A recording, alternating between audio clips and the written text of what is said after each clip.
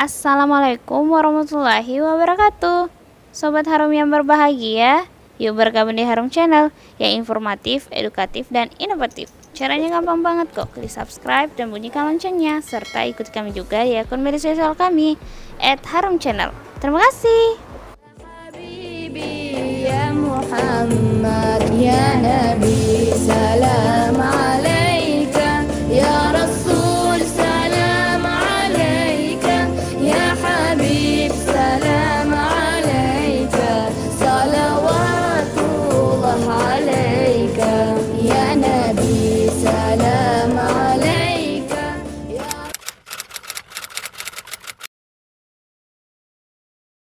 Saya baru saja webinar juga dengan para pimpinan di kementerian terkait dengan COVID.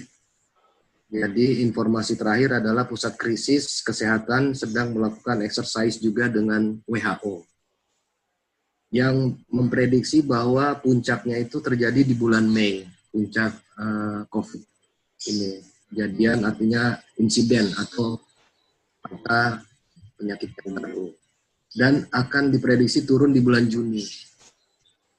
Sementara kita akan berangkat, insya Allah kalau tidak ada halangan apa-apa di bulan Juni akhir.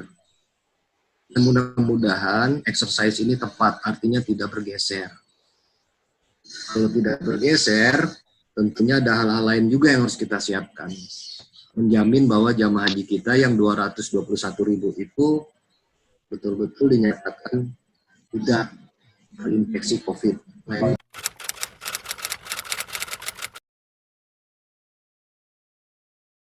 Iya, ini adalah setting yang saya siapkan sekarang. Ada yang namanya rapid test. Mungkin teman-teman tahu rapid test. Rapid test itu adalah alat untuk melihat apakah ada antibodi dalam jamaah haji kita.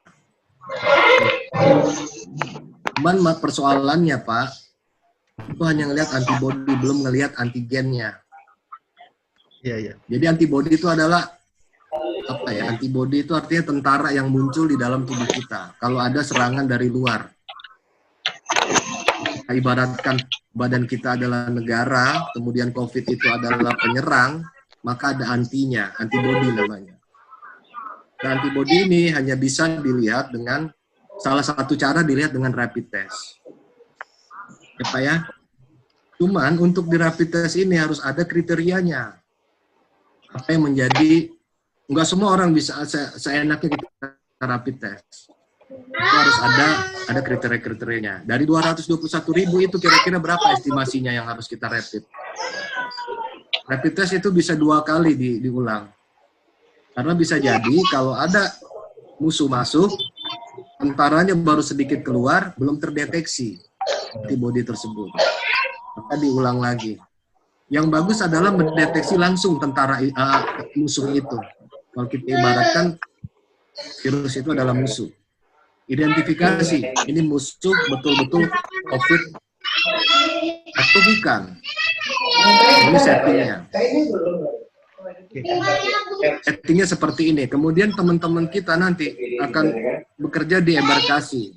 Kita bisa bayangkan kalau masih ada arahan supaya social distancing, itu juga akan sulit bagi jamaah kita.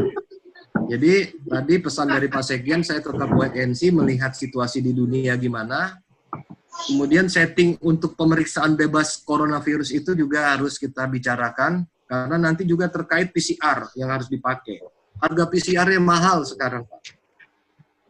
Buah PCR itu kalau nggak salah, ini di sini ada, saya lihat ada teman dari Novita, dari mana Novita, ada beberapa orang kesehatan itu PCR itu harganya bisa mencapai 1 juta sekarang.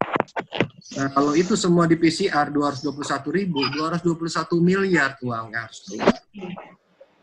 Nah ini kalau PCR, kalau RDT mungkin agak lebih murah, tetapi hanya menyangkut dari antibodinya. Tapi biarlah itu dulu, nggak usah didiskusikan secara berat di sini, itu jadi pemikiran saya dulu. Karena memang harus kita bisa menjamin kalau jamaah haji kita ke Saudi itu bebas dari coronavirus. Kalau enggak mungkin ditolak oleh mereka. Sampaikan statement. Baik, terima kasih. Terima kasih. Pertama, kita sudah mengupload buku manasik ke sistem kita, ke web kita. Kalau teman-teman mau melihat di web kita sudah bisa. Itu pertama. Yang kedua, pertanyaan saya dengan Pak Kapus. Pak Kapus, kita ini kan negara kepulauan, Pak Kapus. Dengan kondisi COVID yang ada nggak kemungkinan kita nanti diminta memberangkatkan jemaah itu dalam satu pintu? Umpamanya hanya bisa diberangkatkan lewat Jakarta saja. Umpamanya. Udah kepikir belum itu, Pak? Karena kita kan bisa saja mungkin Arab Saudi akan menerima kita kalau di sana sudah selesai, tetapi dia minta satu pintu karena kita negara kepulauan. Mungkin semua Jawa selesai, Sumatera belum, Kalimantan selesai, Sulawesi belum. Nah ini mungkin menurut saya perlu kita pikirkan juga. Terima kasih. Baik, Pak. Bisa Langsung langsung dijawab, Pak Kapus, saya ingatkan waktu kita tinggal 9 menit lagi. Silakan Pak Eka. Iya, baik, terima kasih. Ini kalau Pak Hoirizin nanya, saya harus jawab langsung, Pak. Mohon maaf, moderator, kadang saya ini kan untuk saat ini aja. Iya. Silakan, waktunya Pak. Sudah. Gini Pak Hoirizi, benar kalau mengenai web, saya juga akan masukkan manasik kesehatan haji di dalam web. Pakai headset mungkin. Sih satu pintu aja. Masuknya di Kementerian Agama. Saya izin nanti melalui Pak Afwan atau Pak Hoirizi supaya bisa diupload. Karena kan biasanya kan. Yang pertama, kedua mengenai jamaah haji satu pintu, saya kira kewenangan yang paling penting itu di Kementerian Agama. Kita ikut aja. Justru saya setuju kalau ini. Jadi lebih mudah pengawasan kita. Lebih mudah pengawasan kita dalam hal membuat rekomendasi bahwa jamaah haji tersebut memang layak diberangkatkan. Karena terus terang harus kita melakukan pemilahan, Pak. Kita harus berani melakukan pemilahan. Kalau memang